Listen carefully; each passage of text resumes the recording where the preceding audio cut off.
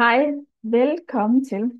Den her video, den er til dig, som måske ikke er kommet i gang med at bruge ChatGPT endnu. Den er også til dig, der er i gang, men indtil videre måske bare prøver dig en lille smule frem og er lidt i tvivl om, hvordan pokker du kan få den til at give dig noget i en lidt højere kvalitet. Den er også til dig, der har børn, som gerne vil bruge ChatGPT, men du faktisk ikke helt ved, hvordan du skal hjælpe dem i gang.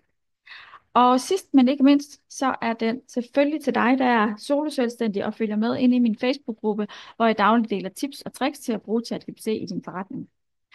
I den her video, der starter jeg simpelthen ud fra scratch, så du ikke længere spiner i spørgsmålstegn, når folk de siger ord som prompt og nøgleelementer. Og måden vi går til værks på, det er, at du får en blandet landhandel af en hel masse snak fra mig, suppleret med PowerPoints, og så undervejs, så er det bare sådan, at jeg er ret sikker på, at man lærer ikke en hel masse ved bare at høre mig snakke løs. Man lærer noget ved at prøve tingene af.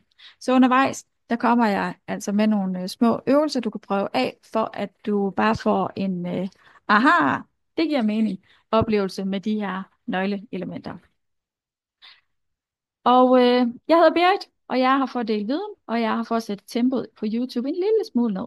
Så hvis du drømmer om en kanal, hvor det hele det går rigtig hurtigt, og du får det hele at vide på 5 minutter, så er du gået forkert. Fordi her der bliver tingene altså skåret en lille smule ud i pap. Så hvis at det lyder som noget, du kunne bruge, så vil jeg bare sige velkommen til.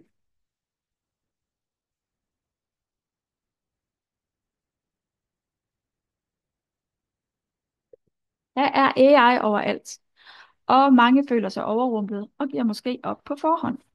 Det vil jeg bare lige sige, det skal du altså ikke. Uanset hvad årsagen er til, at du tænker, åh nej, det er måske ikke noget for mig, så vil jeg bare lige sige, det kunne det godt være, det er. Fordi jeg tror altså på, at eksempelvis ChatGPT, det har noget at byde ind med til stort set alle. Det handler om, at du skal ikke forsøge at gøre dig klog på alle AI-modeller på én gang. Du skal vælge en. Og den ene, som jeg kan hjælpe dig med at blive en lille smule klogere på, det er selvfølgelig ChatGPT. Og årsagen til, at det er ChatGPT, jeg er blevet så pokkers forelsket i, det er, at det er altså en, der kan hjælpe med rigtig mange ting for rigtig mange mennesker. Det er, det er den AI, der kan hjælpe dig med flest opgaver i dagligdagen. Det er opgaver som at optimere din ansøgning, så den matcher jobopslaget. Det er at lave familiens madplan baseret på tilbudene i din favoritbutik. ChatGPT, det kan være din nørdede sparringspartner til dine skøre idéer, der lige skal et level op, og det kan være din allerbedste ven, der kan hjælpe dig med at få ny viden og optimere dine kreative idéer, og meget, meget mere. Og alt det, det skal jeg nok komme mere ind på i nogle senere videoer. Og så vil jeg bare lige sige, at jeg er ikke sponsoreret af OpenAI. Grunden til, at det er dem, jeg viser dig her, det er simpelthen fordi, det er den model, som jeg bruger. Du må altid stille spørgsmål, og det kan sagtens være, at du har nogle spørgsmål omkring en anden model, som jeg kan svare på, fordi det er det samme, der går igen i sprogmodellerne. Men det kan altså også være, at jeg ikke kan svare på den, fordi OpenAI's ChatGPT, det er altså den, som jeg har valgt at bruge. Så lad os komme i gang. Et spørgsmål, mange de har, det er, hvad betyder det? Hvad står det der ChatGPT for? Jamen, ChatGPT, det er altså en sprogmodel. Det vil sige, at den er rigtig god til alt det med ord. Og chat, ja, det henviser selvfølgelig til samtalen. G, det står for generated. Det vil sige, at AI'en, den skaber eller genererer tekst baseret på de input, den får. Den kan lave alt fra svar på spørgsmål til kreativ historie. P, det står for pre-trained. Og ChatGPT, den er trænet på enorme mængder tekstdata fra internettet, og den har en bred forståelse af sprog og information. T, det står for transformer, og det er altså den type AI-arkitektur, som der er benyttet i lige præcis ChatGPT. Det er designet til at forstå sammenhængen i sprog og levere relevante svar. Hvis du allerede har brugt ChatGPT, så har du muligvis oplevet, at ChatGPT godt kan finde på at svare i øst, når du spørger i vest. Og det er der altså en ret simpel svar på, hvorfor det sker. Det er nemlig sådan, at ChatGPT kan nok meget, men det kan faktisk ikke læse dine tanker. Men forholder sig udelukkende til sammensætningen af dine ord, og det vil sige, at der er jo en ret nem løsning på, hvordan du kan få ChatGPT at svare i øst, når du også spørger i øst. Det handler simpelthen om, hvordan du skal formulere dig. Du skal formulere dig tydeligt, og du skal være opmærksom på, at den samme opgave kan have mange løsninger. Og det er lige præcis det, som vi skal lege lidt med i dag. Men allerførst, hvad er en prompt? Det er den kommando, opgave eller det spørgsmål, du skriver til ChatGPT. Det er det input fra dig, der får ChatGPT til at generere et output. Det kan være helt simple prompt, som hvad hedder hovedstaden i Frankrig? Eller lange, komplicerede prompt med flere spørgsmål, flere lag indbygget. Altså en dybdegående prompt. Jeg vender tilbage til dybdegående prompts i en senere video. Det vil jeg altså ikke komme med en hel masse ind på i den her. Nu har jeg fået en tusse. Vi skåler lige. I vand. Ja. Hov, det må du undskylde. Nå. Vil du gerne have løst mysteriet omkring, hvad dybdegående prompt er, så kan du hoppe ind i min Facebook-gruppe, hvor der løbende deles dybdegående prompts, som er klar til brug. Men jeg tænker, at nu går vi altså i gang. Nok udenom snak. Et af de nøgleelementer, som jeg vil våge at påstå, gør en kæmpe forskel i, hvad det er for nogle svar, du får, det er nøgleelementet rolle. Det vil sige, at når du giver ChatGPT en opgave, så får du et svar, der er genereret på baggrund af den information, som modellen er trænet på. Og det kan godt være, at du ikke vil have et generelt bredt svar, som er det ChatGPT i bund og grund lidt gætter sig frem til, er det svar, du ønsker. Men at du gerne vil have et specifikt svar. Og det betyder, at du skal altså overveje, hvem er det, du gerne vil have et svar fra? Er det en bestemt fagperson? Er det en helt speciel person, hvis perspektiv du gerne vil have det på? Er det en bestemt type, eller er det en bestemt vinkel på en eller anden udfordring? Og nu kommer vi til den første ting, du lige kan prøve af. Hop ind på ChatGPT, og så skriver du, giv mig en beskrivelse af en hest. Du får nu en beskrivelse, og den er sikkert sådan meget generel og bred, og jeg vil gætte på, at hvis du nogensinde har mødt en hest, så er det meste af det, der står der, det er faktisk viden, du godt kan genkende. Hvis du så prompter videre og skriver, din rolle er dyrlæge med speciale i heste. Giv mig nu beskrivelsen af en hest. Så får du altså et helt andet svar. Jeg kan godt afsløre, at da jeg lige sad og gjorde det før, så fik jeg rigtig meget anatomisnak. Og jeg fik en masse fakta, som jeg tænkte, det vidste jeg faktisk ikke. Men nu prøver du igen. Så skriver du, din rolle er en 12-årig passioneret hesteglad pige. Giv mig en beskrivelse af en hest. Og mit bud er, at det, der kommer frem på din skærm nu, det er en lidt mere romantisk fortolkning af en hest, og måske knap så meget dyrlægefakta indover. Og du får lige en sidste, for at du rigtig kan få uddyb, eller på forståelsen af, hvad er det, de her roller har af effekt. Nu skriver du, din rolle er en bondemand i året 1921. Giv mig en beskrivelse af en hest. Du har fået 4 forskellige beskrivelser af en hest. De er alle sammen korrekte, men de har altså vidt forskellige perspektiver, da de er baseret fra forskellige afsendere. Så regel nummer 1, det er, at lad være med at tage det første og det bedste svar, du får fra ChatGPT. Rigtig mange, og det kan man se på det, der bliver brugt på Facebook og på alle, altså stort set alle steder efterhånden, det er, at når folk de poster noget, så spørger de ChatGPT om at lave et eller andet post eller en eller anden faktating, og så poster de det første og det bedste, der er kommet frem. Altså, AI er smart, men du må altså gerne lige godt komme lidt ind i kampen og gøre resultaterne lidt bedre. Hvad for en rolle skal jeg bruge, Berit? Hvordan finder jeg ud af, hvad det er for en rolle, der er bedst til den opgave, jeg skal have løst? Fordi nogle gange, så skal vi måske have løst en opgave, hvor vi sådan tænker, ja, altså, jeg ved jo ikke engang, hvem jeg skulle spørge. Og der er det altså ChatGPT, der selv har verdens bedste smutvej. Du spørger selvfølgelig ChatGPT. Du starter med at give opgavebeskrivelsen, og så slutter du af med at skrive, hvilken rolle skal jeg tildele dig for at få optimal sparring, eller faglig vejledning, eller en kritisk vurdering, eller hvad det nu er, ud fra denne tekst. Så en opgavebeskrivelse, og så spørger du ChatGPT, hvem er det, der kan vejlede dig bedst? Og nogle gange, så kan det godt være, at ChatGPT kommer med 3, 4, 5 forskellige rolleforslag til det. Og så kan du se efter, hvad for nogle af de roller passer bedst til den opgave, du skal have løst. Og måske er der en enkelt rolle, du tænker, at det er kun den her vinkel, jeg skal have på. Og det kan også være, at du tænker, jeg synes faktisk, det kunne være ret fint med alle de her 3 roller. Og så skriver du bare, fortsæt med at bruge alle 3 roller, alt efter hvornår de er relevante i opgaven fremadrettet. Nå. Næste nøgleelement, det er format. Og det handler om, hvordan du ønsker svaret fra ChatGPT skal være. Skal det være i en novelleform, en step-by-step vejledning, eller ja, vi hopper lige tilbage til den der hest. Så nu prøver du at gå ind på ChatGPT, og du skriv om en hest. Så får du et skriv om en hest.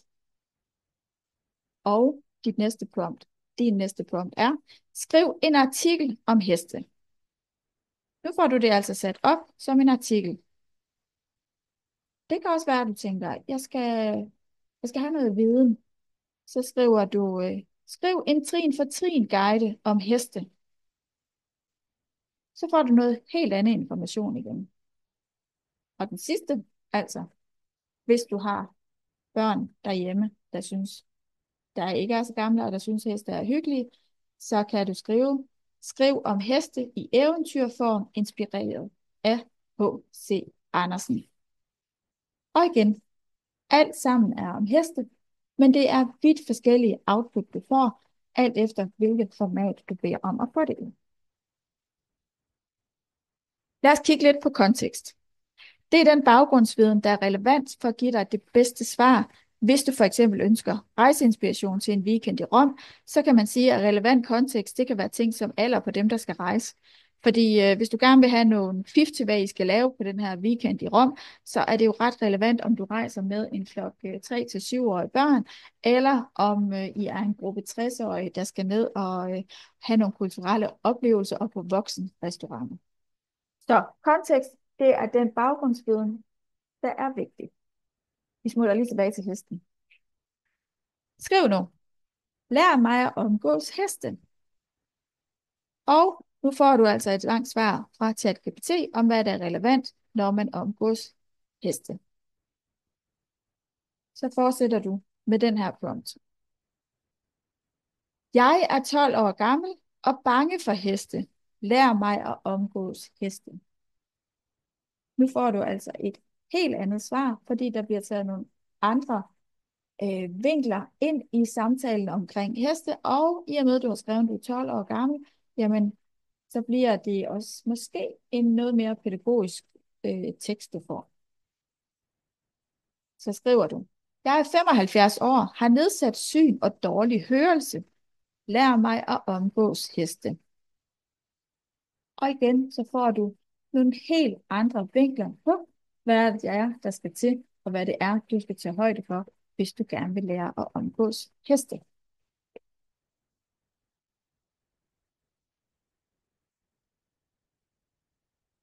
Relevant kontekst. Lige så vel som vi måske ikke altid kan regne ud, hvad er det for en rolle, der er relevant, så kan det med konteksten også være ret svært. Så for at sikre, at du får alt det vigtige med, så starter du med at skrive din prompt, den formulerer du som, det er den her opgave, jeg skal have løst. Og så slutter du prompten af med at skrive, start med at stille mig de spørgsmål, jeg skal besvare, for at sikre, at du har alt relevant information til at løse opgaven, eller alt relevant kontekst. Det er ikke så vigtigt, hvilket ord du lige bruger. Og på den måde, så har du givet din opgave til ChatGPT, og så får du altså en lang række spørgsmål, som du skal gå ind og besvare, inden der bliver arbejdet videre med opgaven. Når du har besvaret de første spørgsmål, så for ikke at antage, at du har svaret på alt, bare fordi du tænker ind i dit hoved, du har, så efter du har svaret på spørgsmålene, så skriver du, er der flere spørgsmål? Og rigtig tit så vil du opleve, at der måske er et par ting, som ChatGPT tænker, det kan vi godt lige uddybe lidt, hvis du virkelig vil have et rigtig godt svar.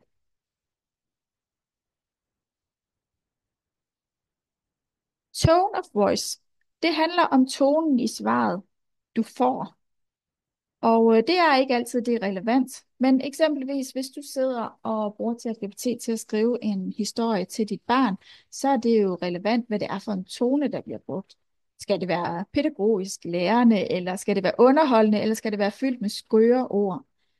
Det kan også være, at du skal bruge noget ny viden, og så er det jo relevant, om du har brug for at få den viden skåret ud i pap, eller om du gerne vil have fagtermer. Og rigtig gættet. Vi hopper lige tilbage til hesten. Skriv nu.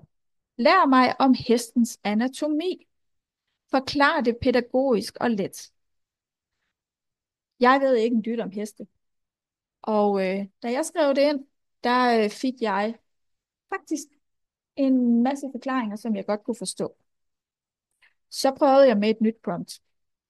Eller med en ny prompt, og den får du lige her. Øh, skriv nu. Lær mig om hestens anatomi og brug fagtermer. Så vil jeg godt afsløre, at så får du altså et sprog, som i hvert fald for mig gjorde, at for det første så tog det virkelig lang tid at læse, fordi jeg ved intet om hestes anatomi, så det var en lille smule som at læse russisk. Den sidste, du lige skal prøve til den her, det er, lær mig om hestens anatomi, gør det meget morsomt. Og så begynder det altså at være sjovt at lære om hestens anatomi, og måske også en lille smule krøllet, alt efter hvor drilsk din ChatGPT er. Tone of voice handler altså rigtig meget om, hvem er modtageren. Og derfor får du rigtig god effekt af at være tydelig omkring målgruppen for det svar. Så det vil sige, hvis det er i forhold til dig selv, du skal bruge svaret, jamen så handler det bare om at finde ud af, hvordan vil jeg godt have det her. Jeg skal lære at skifte sikringer. Jamen, hvordan vil du gerne lære det? Vil du gerne have en step-by-step guide? Så er det det, du beder om. Men det kan også være, at din målgruppe er en anden.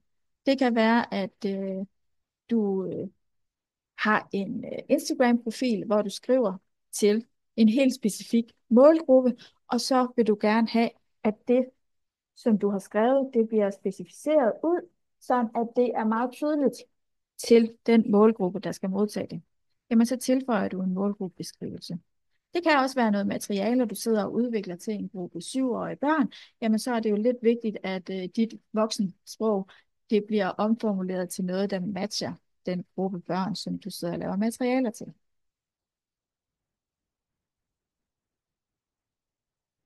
Vi runder lige hesten af med nogle billeder af hesten, fordi du kan inde i ChatGPT også generere billeder. Og her giver det også god mening at tænke i detaljer. På dem her, på det første billede, der er der brugt prompt, giv mig et billede af en hest. På det næste billede, der har jeg tildelt en rolle. Du tegner med speciale i Pixar. Giv mig et billede af en hest. Og ved det tredje, giv mig et billede af en hest i formatet stregtegning. Og den sidste hest, den er simpelthen baseret på et H.C. Andersen eventyr, der handler om en hest. Så ja, det er alle sammen billeder af heste, men selv et billede af en hest kan altså se ud på mange måder og tusindvis af flere måder, end hvad det gør her. Så også når du sidder og genererer billeder, eller du skal vise dine børn, hvordan de genererer billeder, så lad dem slippe fantasien løs, og så bare ret til og ret til og ret til. Og der er der altså en forskel i den gratis version og den betalte version, fordi i en gratis version er der en begrænsning på, hvor mange billeder du kan sidde og generere. Ja, du kan selvfølgelig flette det hele sammen. Og som jeg startede med at sige, så handler det om, at du skal øve dig. Du lærer det ved at gøre det. Og således så kan du skrive en artikel, der er baseret på viden fra en dyrlæge, målrettet hestepassionerede 12-årige piger, der gerne vil have fakta pakket ind i pædagogisk veltilrettelagte ord. Alt kan lade sig gøre. Og hvis du vil blive meget klogere på Basic, eller kender en, der gerne vil i gang, så vil jeg da anbefale, at du hopper ind på min hjemmeside, og så køber du Begynderguiden. Den er i en PDF-form, og den lander i din indbakke med det samme, du har købt den, og er klar til at blive printet ud. Og så er der bare lige én ting, jeg gerne vil slutte af med at sige. Husk, det er op til dig at faktatjekke alle de outputs, som ChatGPT kommer med, inden du går ud i verden og antager, at det er den fulde sandhed. Og fik du noget ud af den her video, jamen så smid et like, og hvis du gerne vil se med næste gang, så synes jeg da helt klart, at du skulle følge kanalen, og så vil jeg glæde mig til, at vi ses. Hej.